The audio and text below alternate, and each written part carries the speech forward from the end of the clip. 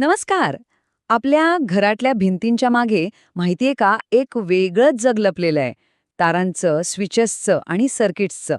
तर आज आपण ह्याच घरगुती वायरिंगमधले महत्वाचे भाग कोणते आहेत आणि सगळ्यात महत्वाचं त्यांना सुरक्षित ठेवण्यासाठी कोणते नियम आहेत हे सगळं सोप्या भाषेत समजून घेणार आहोत.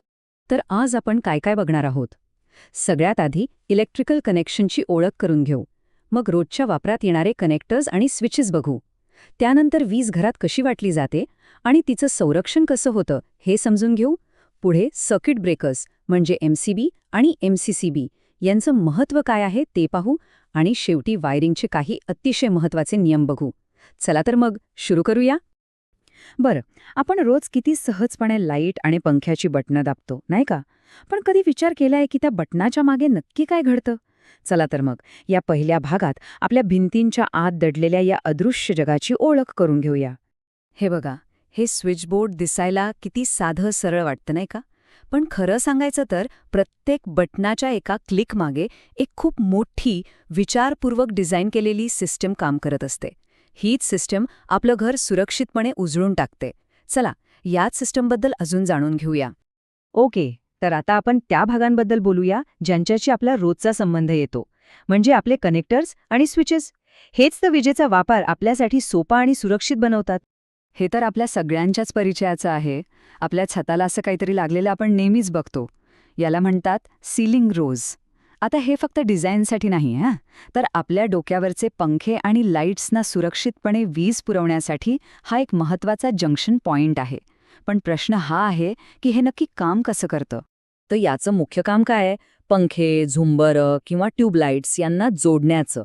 हे 2 प्रकारात मिळतं, 2 प्लेट आणि 3 प्लेट. याचं रेटिंग साधारणपणे 6 अँपियर्स आणि 250 व्होल्ट असतं. याचा उद्देश एकच, डोक्यावरच्या उपकरणांना एक सुरक्षित कनेक्शन पॉइंट देणं. विशेषतः जे 3 प्लेट व्हर्जन असतं ना, त्यात फेज, न्यूट्रल आणि अर्थिंगसाठी स्वतंत्र जागा असते. त्यामुळे ते जास्त सुरक्षित मानलं जातं. आणि हे तर आपल्या घरात हमखास सापडणारच, ॲडॅप्टर. एकाच सॉकेटमध्ये अनेक गोष्टी लावायला खूप सोयीचं वाटतं नाही का? पण थांबा, याच्या वापरामागे खूप महत्त्वाचा नियम आहे, जो दुर्दैवाने आपण अनेकदा विसरतो. हे ॲडॅप्टर्स सहसा बेकेलाइट नावाच्या मटेरियलपासून बनवलेले असतात. कारण बेकेलाइट उष्णता आणि वीज दोन्हीला रोखतं, म्हणून ते सुरक्षित आहे. ह्याचं रेटिंग साधारणपणे 6 अँपियर 250 व्होल्ट असतं. पण लक्षात ठेवण्याची सगळ्यात महत्त्वाची गोष्ट काय आहे माहितीये? हे फक्त कमी वीज खाणाऱ्या उपकरणांसाठी आहे, म्हणजे मोबाईल चार्जर किंवा टेबल लॅम्पसारख्या गोष्टींसाठी. तेही तात्पुरत्या. यावर कधीही इस्त्री, हीटर किंवा गिझरसारखी जास्त पॉवरची उपकरणं लावण्याची चूक करू नका. ते खूप धोकादायक ठरू शकतं. ठीक आहे, तर आत्तापर्यंत आपण वायरिंगच्या शेवटच्या टोकाचे भाग बघितले. आता वळूया त्या सिस्टमच्या नर्व्ह सेंटरकडे, म्हणजे अशा भागाकडे जिथून संपूर्ण घराला वीज पुरवली जाते आणि तिचं रक्षणही केलं जातं. हे आहे डिस्ट्रीब्युशन बोर्ड, किंवा आपण त्याला सोप्या भाषेत DB म्हणतो. समजा हे आपल्या घरातल्या संपूर्ण इलेक्ट्रिकल सिस्टमचं कंट्रोल पॅनलच आहे.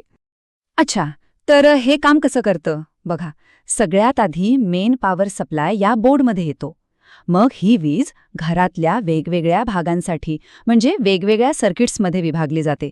जसं की किचनसाठी एक, बेडरूमसाठी एक, आणि सगळ्यात महत्त्वाचं, प्रत्येक सर्किटला एक फ्यूज किंवा सर्किट ब्रेकर लावून सुरक्षित केलं जातं आणि त्यानंतरच ही सुरक्षित वीज आपल्या घरापर्यंत पोहोचते.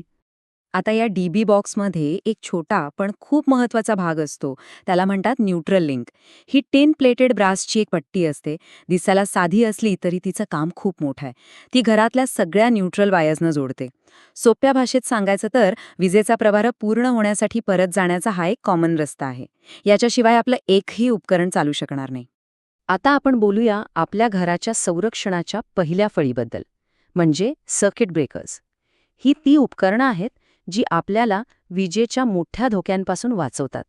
सर्किट ब्रेकर म्हणजे काय? तर समजा हे एक प्रकारचं इंटेलिजंट आणि पुन्हा वापरता येणारं फ्यूज आहे. जेव्हा कधी वायरिंगमध्ये ओव्हरलोड होतो किंवा शॉर्ट सर्किट होतं, तेव्हा हे आपोआप वीज बंद करतं, म्हणजे एका मोठ्या अपघातापासून आपलं रक्षण करतं. तुम्ही MCB आणि MCCB ही नावं ऐकली असतील. दोघांचं काम सारखंच आहे, पण वापर वेगळा आहे. MCB म्हणजेच मिनिएचर सर्किट ब्रेकर हे आपल्या घरांसारख्या ठिकाणी म्हणजे रेसिडेन्शियल वायरिंगमध्ये ओव्हरलोड आणि शॉर्ट सर्किटपासून संरक्षण देण्यासाठी वापरतात. तर MCCB म्हणजे मोल्डेड केस सर्किट ब्रेकर हे जास्त करंट असलेल्या ठिकाणी म्हणजे कमर्शियल किंवा इंडस्ट्रीयल वापरासाठी असतात. बरं, हे सगळे घटक तर आपण पाहिले. पण हे सगळं सुरक्षितपणे लावण्यासाठी काही नियम बनवलेले आहेत. हे सुरक्षा मानक आपल्या सर्वांचं संरक्षण करतात. चला तर मग आता या महत्त्वाच्या नियमांबद्दल जाणून घेऊया. हा आकडा बघा, 5.8 मीटर. इंडियन इलेक्ट्रिसिटी रूल 77 नुसार रस्त्यावरून जाणाऱ्या कमी किंवा मध्यम व्होल्टेजच्या तारांची जमिनीपासूनची किमान उंची ही 5.8 मीटर असलीच पाहिजे. का? कारण ट्रक किंवा बससारखी उंच वाहनं त्या खालून सहज आणि सुरक्षितपणे जाऊ शकतील. पुढचा आकडा आहे 4.6 मीटर. जर 11 केव्ही म्हणजे 11,000 व्होल्टची लाईन एखाद्या बिल्डिंगजवळून जात असेल तर त्या तारेचं बिल्डिंगपासूनचं किमान उभं अंतर 4.6 मीटर असायला हवं. हे अंतर अपघाताचा धोका टाळण्यासाठी खूप महत्वाचं आहे. आणि हा आकडा तर आपल्या रोजच्या जीवनाशी थेट संबंधित आहे. 2.5 मीटर. इंडियन इलेक्ट्रिसिटी रूल 79 सांगतो की आपल्या घराजवळून जाणाऱ्या कमी व्होल्टेजच्या तारेचं बिल्डिंगपासून किमान उभं अंतर 2.5 मीटर असलं पाहिजे, जेणेकरून गच्चीवर किंवा बाल्कनीमध्ये वावरताना चुकूनही आपला हात तारेला लागणार नाही. हे सगळे नियम आपल्या सुरक्षितेसाठी आहेत. म्हणूनच लक्षात घ्या, हे जे भारतीय विद्युत नियम आहेत हे फक्त नियम नाहीत, तर ते माणसं आणि मालमत्ता या दोघांनाही विजेच्या धोक्यांपासून सुरक्षित ठेवण्यासाठी बनवलेले आहेत. यांचं पालन करणं खूप गरजेचं आहे. तर आता ही सगळी सिस्टम कशी काम करते हे पाहिल्यानंतर एक विचार नक्कीच येतो की आपल्या घरातलं सगळ्यात महत्त्वाचं सुरक्षा उपकरण कोणतं आहे? MCB, अर्थिंग की अजून काही? विचार करा की यापैकी कोणती एक गोष्ट जरी नसली किंवा खराब झाली तर सर्वात मोठा धोका कोणता असू शकतो? यावर नक्की विचार करा आणि आपल्या घरातली इलेक्ट्रिकल सेफ्टी तपासा. चला तर भेटूया पुढच्या भागात.